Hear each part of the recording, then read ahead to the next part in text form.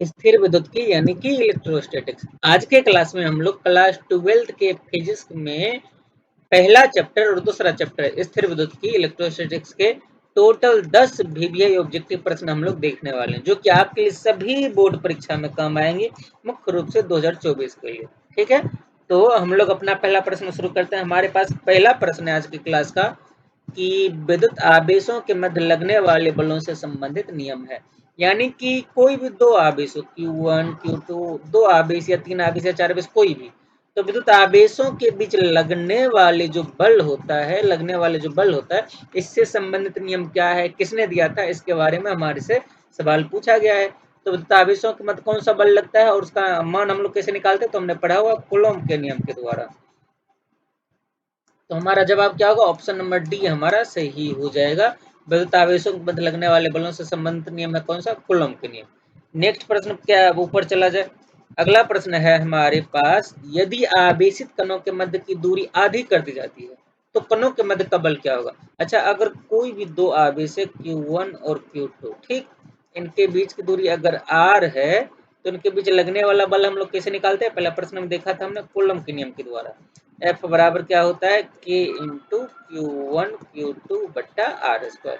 इस K का मान हम लोग जानते हैं, जहाँ K बराबर ये 1/4 पाई एप्सिलॉन नॉट होता है। ठीक है, तो यहाँ पे प्रश्न में बोला गया है यदि आवेशित कणों के मध्य की दूरी को आधी कर दी जाए, ध्यान से सुनिएगा, तो कणों के मध्य बल का मान क्या होगा। बल का मान पूछा गया कब, जब दूरी को आधी कर दी जाए। देखिए, जो दूरी है इनके बीच की r, इसको जब हम लोग आधी कर देंगे तो F2 मान लेते हैं या फिर F1 मान लेते हैं, क्या हो जाएगा, K इंटू Q1 Q2 बट्टा R के जगह पर हम लोग क्या लिख देंगे, आधी करना है ना, तो R बट्टे 2 लिख देंगे, R बट्टा 2 लिख देंगे, और इसका स्क्वायर, ये आर स्क्वायर की जगह आर स्क्वायर रह जाएगा, लेकिन ये क्या हो जाएगा, K इंटू Q1 Q2 बट्टा यहाँ पर आ जाएगा आर स्क्वायर बट्टा 4, जब इसका स्क्वायर करेंगे और ये 4 को जब ऊपर लेकर के जाएंगे हम लोग, तो F1 क्या आया हमारे पास, F1 बराबर K इंटू Q1 Q2 बट्टा आर स्क्वायर, तो नीचे रह जाएगा और ये 4 ऊपर जाकर मल्टीप्लाई हो जाएगा इसके साथ। और इन सभी टोटल चीज को हम लोग ऊपर के समीकरण से देख करके क्या रख सकते हैं, एफ रख सकते हैं, यानी कि F1 बराबर हमारा आ गया, F1 बराबर हमारा आ गया F गुना 4। और ये F क्या है, जब दूरी R थी, और ये F1 क्या है, जब दूरी R बटे 2 थी, यानी कि दूरी क्या हो जाए, बल क्या हो जाएगा, उसके 4 गुना के बराबर हो जाएगा। तो ऑप्शन नंबर कौन सा, ऑप्शन नंबर डी सही हो जाएगा, ऑप्शन नंबर डी सही हो जाएगा। या फिर आप शॉर्टकट में भी बना सकते हैं, आपको पता है कि F समानुपाती होता है 1 बटे आर स्क्वायर का। अगर R दोगुनी होगी तो बल क्या होगा, चौथा ही हो जाएगा, 3 गुनी होगी तो बल 1/9 हो जाएगा, और अगर हाफ हुआ तो 1/2 का स्क्वायर 1/4, 4 ऊपर जाएगा, यानी कि 4 गुनी हो जाएगी। ठीक है, याद रखिएगा, ऑप्शन नंबर डी हमारा सही हो जाएगा। नेक्स्ट सवाल अब हमारे पास है, दो आवेश प्लस 1 माइक्रोकूलम, यानी कि Q1 का मान दिया हुआ, प्लस 1 माइक्रोकूलम 10 के पावर माइनस 6 कूलम, एवं दूसरा Q2 का मान कितना दिया हुआ, प्लस 5 माइक्रोकूलम, प्लस 5 गुना 10 के पावर माइनस 6 कूलम दिया हुआ, दूसरे से कुछ दूरी पे से, तो उन पर लगने वाले बलों का अनुपात, यानी अगर दो आवेश है Q1 Q2 कुछ दूरी पे दूसरे से स्थित है, तो इन दोनों के ऊपर लगने वाले बलों का अनुपात क्या होगा, यानी Q1 पर लगने वाला बल और Q2 पर लगने वाला बल। तो कूलम का नियम क्या कहता है कि Q1 के द्वारा Q2 पर जो बल लगेगा वही बल Q2 के द्वारा Q1 पर भी लगेगा, बस दोनों का डायरेक्शन अपोजिट होगा, दिशा विपरीत होगा, लेकिन दोनों पर लगने वाले बलों का मान क्या होगा, समान होगा। यानी कि अगर दोनों पर लगने वाले बलों का मान समान होगा तो फिर दोनों पर लगने वाले बलों का अनुपात, उन पर लगने वाले बलों का अनुपात पूछा है प्रश्न में, क्या हो जाएगा, सामान्य तो कट के 1 आ जाएगा, यानी कि 1/1 हो जाएगा। तो फिर हमारा ऑप्शन नंबर कौन सा सही हो जाएगा, ऑप्शन नंबर सही हो जाएगा बी नंबर, ऑप्शन नंबर हमारा बी सही हो जाएगा। ठीक है, ऑप्शन नंबर बी हमारा सही हो जाएगा। आगे बढ़ा जाए, याद रखिएगा दोनों आवेशों पर समान समान बल लगता है, दोनों का अनुपात भी क्या हो जाएगा, 1:1 हो जाएगा।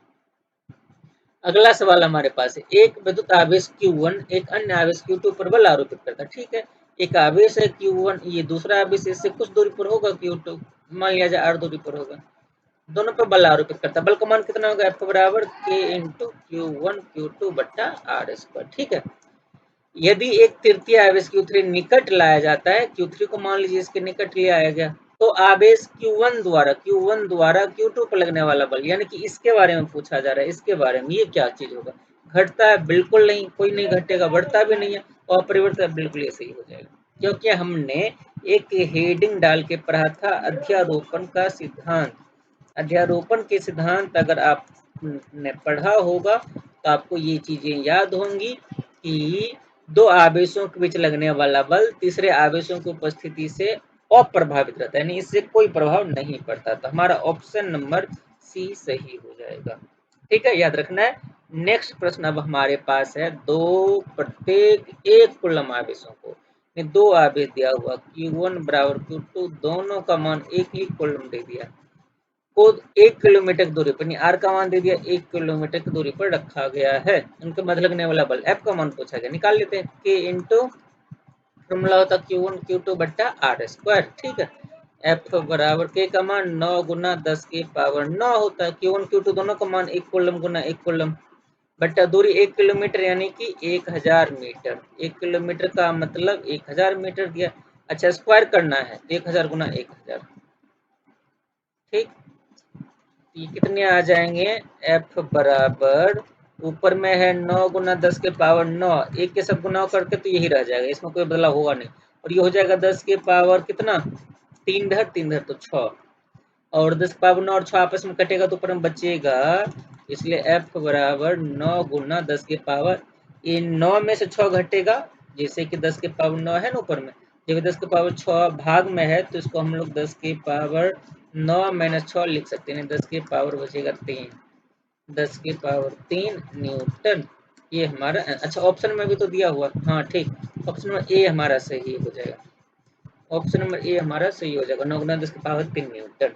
तो ऑप्शन नंबर हमारा कौन सा, ए नंबर सही हो जाएगा। आगे बढ़ा जाए।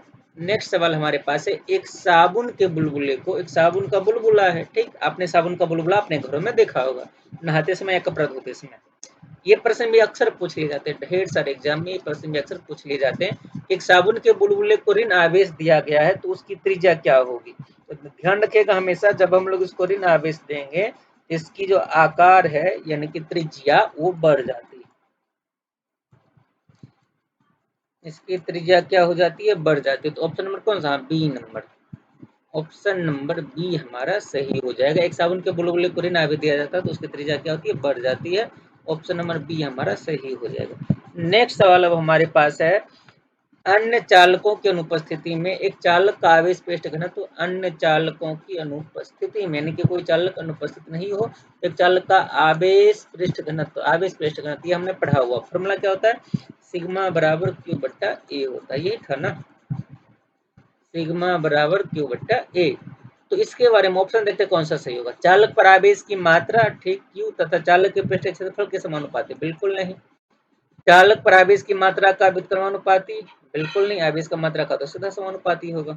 चालक पर आवेश की मात्रा का समानुपाती क्यू का समानुपाती, बिल्कुल ठीक है। चालक के क्षेत्रफल का, हाँ ये सही हो जाएगा। डी नंबर क्या, चालक पर आवेश है उसके सब दोनों, नहीं बिल्कुल नहीं। तो ऑप्शन नंबर हमारा सही हो जाएगा।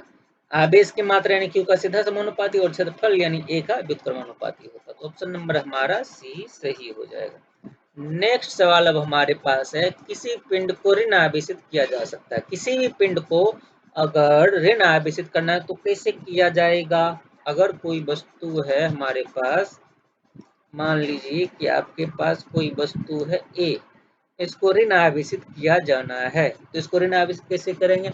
हम लोगों को पता है कि अगर कोई वस्तु इलेक्ट्रॉनों को ग्रहण करता है तो उस पर कैसा ऋणात्मक आवेश आता है, और अगर त्याग करता है तो उस पर धनात्मक आवेश आता है। ठीक है, इतनी सी बातें आपको आती हैं पहले से ही। तो ऑप्शन पढ़ते हैं, अधिक इलेक्ट्रॉन देने से, बिल्कुल सही, इसमें अधिक इलेक्ट्रॉन दे दिया जाएगा तो ऋण आवेश, कुछ इलेक्ट्रॉन हटाने से तो धनात्मक हो जाएगा, कुछ प्रोटॉन, प्रोटॉन कभी जाता ही नहीं है, कुछ न्यूट्रॉन, न्यूट्रॉन कभी हटता ही नहीं है। तो ऑप्शन नंबर हमारा ये फाइनली सही हो जाएगा।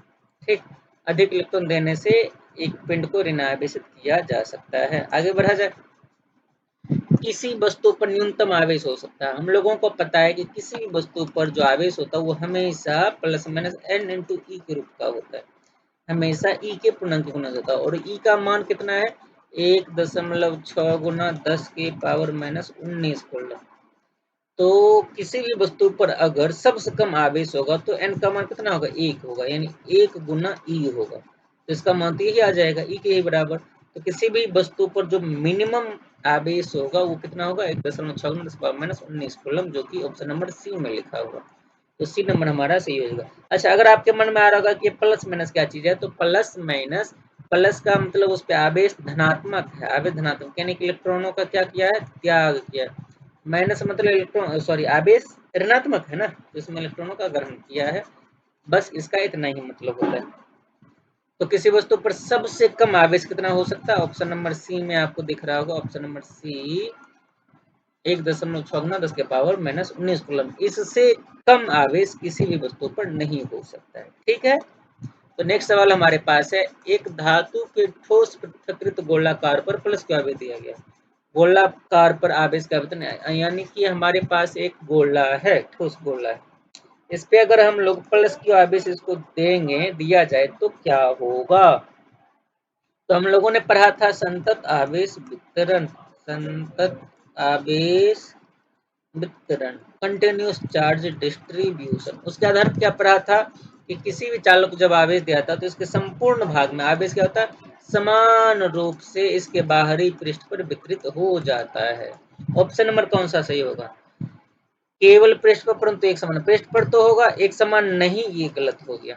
आयतन के भीतर बिल्कुल नहीं, भीतर तो होगा ही नहीं, आयतन के भीतर, भीतर तो होगा ही नहीं, एक समान किंतु पृष्ठ पर। हाँ, ऑप्शन नंबर ए हमारा सही होगा, हमारा ऑप्शन नंबर ए सही होगा।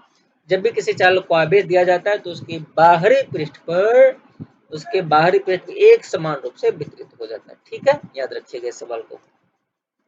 तो ये था टोटल हमारे पास 10 सवाल आज की क्लास में। अगर इन सभी प्रश्न में से किसी पर आपका डाउट रह गया हो तो हमें कमेंट सेक्शन में जरूर बताइएगा, और आपकी वहाँ की क्या डिमांड है ये भी कमेंट सेक्शन में बताइएगा।